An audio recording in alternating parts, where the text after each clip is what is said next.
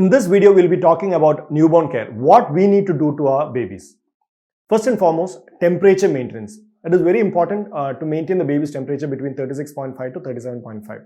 So there are four major routes of heat loss for the babies, and this is what we need to cut for them to maintain their temperature without spending much of energy. First and foremost, evaporation. Any wet surface, a wet cloth, moisture which is staying on the baby's surface is going to get evaporated, absorbing energy from the baby's body. So cutting evaporative heat loss is very important, and for that what we need to do is mainly remove the wet clothes, whatever is there in contact with the baby. And the most common ones are the nappies which are wet after the passing of urine and motion. And that's why most of the time they cry immediately after passing urine, so that we get an indication that we need to change the cloth. And the second most important situation is when the baby is given a bath. So as soon as the bath is over, you need to mop the child, make them dry and cover them. Second thing is conductive heat loss. In conductive heat loss, the heat is lost to a surface which is coming in contact with the baby, which is cold, which is of lesser temperature than the baby's body temperature. So it's important to avoid wet and cold, which is like exposed dresses which are very cold to come in contact with the baby. Use cotton dresses. Use the fancy one. Avoid using the fancy ones which make your child look like a prince or princess. It's fine, but not when the baby is too small. The cotton dresses used should be very easy to put on and remove. And make sure that socks, cap and mittens are used, because the peripheries are more prone to get cold easier. And most importantly, always keep the baby swaddled until the baby has gained quite a bit of weight. So swaddling, the basic principle is the hands should be tightly covered and the legs should be slightly flexed and drawn inwards, so that the hip problems are, if at all there are small problems, that is corrected. The third type of heat loss is radiation heat loss. Radiation heat loss is the heat loss to an object which is colder than the baby but is not in contact. So maintaining the room temperature is very important, so that there are no cold surfaces, not very cold surfaces where there is radiation heat loss from the baby's body. So room temperature has to be set between 26 to 28 degrees centigrade, not too cold, not too warm. And the fourth one is convective heat loss. Convective heat loss is the heat loss due to air currents. So putting the baby near a window or putting the baby directly under the fan causes a lot of heat loss, so avoid those. The next important, not the next important thing, as important as temperature maintenance is breastfeeding. So the recommendation is exclusive breastfeeding for babies until 6 months of age. Exclusive breastfeeding means only breast milk, not even water, except for the vitamin supplements, vitamin D usually for all the babies, and calcium and iron in preterm babies. Except for that, nothing else needs to be given to the baby. Everything is there in mother's milk. So, and how frequently to feed, it's basically demand feeding. How much to feed, when to feed, everything is decided by the baby themselves. Make sure that after the feed, baby is burped properly, baby is given the milk. After the baby is full, baby is detached from the breast, put the baby on your shoulder, pat the back, and whatever air the baby has swallowed during feeding is let out. Sometimes it goes out as a big burp, sometimes as multiple small burps, sometimes you may not hear a burping sound at all. But it's important to put the baby on your back and tap properly, so that for 5 to 10 minutes, so that it also helps to bring down the milk from the stomach and further down. Then once the burping is done, put the baby on a flat, firm surface with the head end elevated. Head end elevation means not the neck flexed, but the baby's body, the whole body above the waist should be slightly elevated. Putting a pillow under the bed or elevating the head end of the cot, all these things help. This will help to reduce the regurgitation of feed. Regurgitation is actually a normal phenomenon, but too much may cause discomfort, so, and weight loss. So, and even small gastroesophageal reflux can be prevented by using a conservative management like proper burping and head end elevation.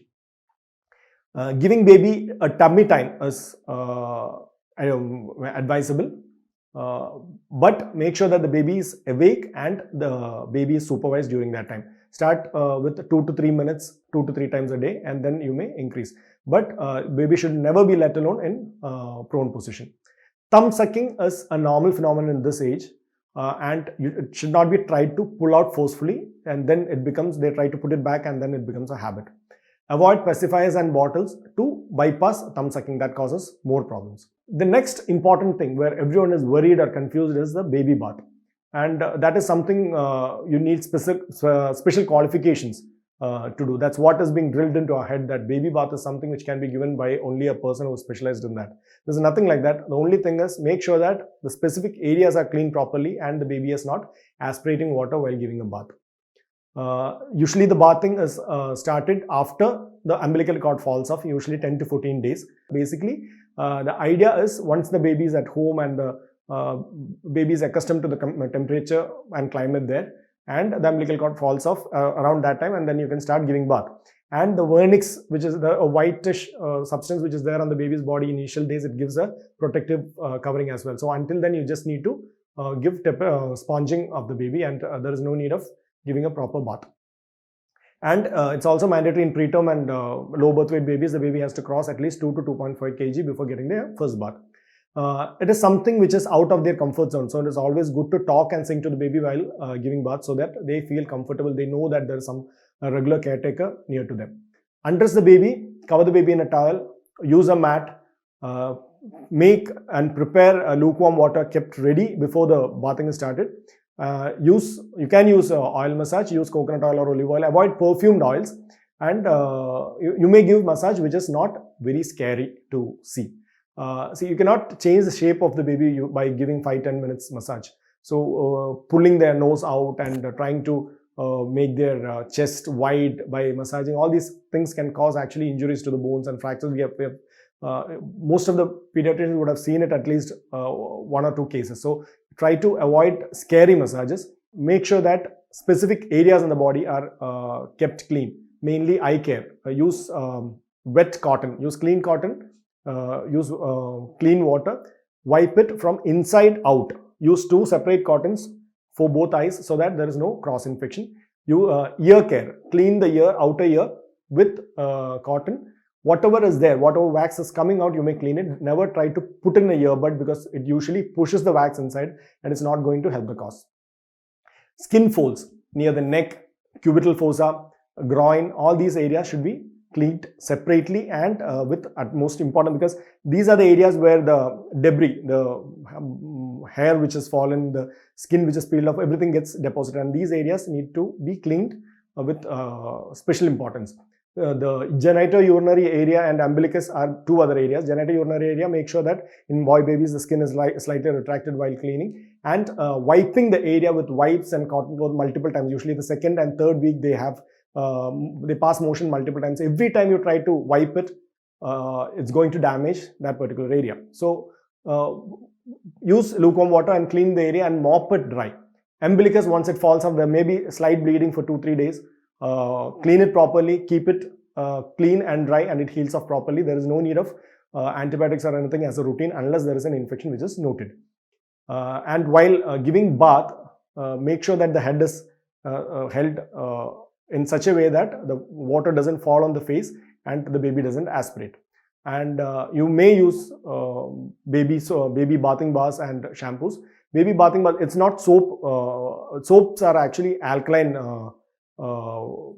pH, and baby skin has got acidic pH. So what we use is Sinden bars. Most of the baby bathing bars which are available now are Sinden bars, and they are of acidic pH. That's the one which is used now, which is recommended. And baby shampoos are recommended when there is cradle cap or something which like something like a dandruff in adults. When these things are seen, the shampoos are also advised. And make sure that the baby is mopped dry and not rubbed vigorously. That can cause danger to cause injury to the skin. After the bath, you may use moisturizers, but try avoiding using powder. Powder, in fact, should never be let into the baby's room, because you dust the powder, and most of the time what happens is the baby tend to aspirate it a lot and cause nasal discharge and cough and things like that. Using kajal is also a problem, especially when it is used inside the eyes. It can block the lacrimal duct and cause tearing and then later conjunctivitis. The rest of the areas which need special mention are one, again, umbilical care until it falls off. Make sure that the diaper is tied with the umbilical cord outside and the umbilical cord is not within the diaper, which can cause soiling with urine and motion. And keep the stump clean and dry. And once it falls off, you need to wash the area properly and keep it clean. Nail care. The baby's nail can be cut using nail clippers or filers. Avoid biting it off and using a blade to remove baby nails. It can cause injury. Dental care. Some children may have natal tooth at the time of birth, and if it is too loose, it has to be taken off. But otherwise, by 6, 7, 8 months, most of the babies start getting eruption of tooth. And as soon as it comes out, start keeping it clean. At least wipe it with a wet cloth. And once it's better visible, use a brush which can be put on the finger. Use paste of grain size, and then start cleaning the teeth. Once the baby is slightly bigger, and the teeth properly come out, use brush with soft bristles and use paste up to a pea size. And then make sure that they develop a habit of brushing the teeth twice a day. Once the baby is started on iron drops, it can cause staining of tongue and teeth. So make sure that every time after the iron drops, the teeth is cleaned. So hope the instructions on baby care has been useful to you. Thank you.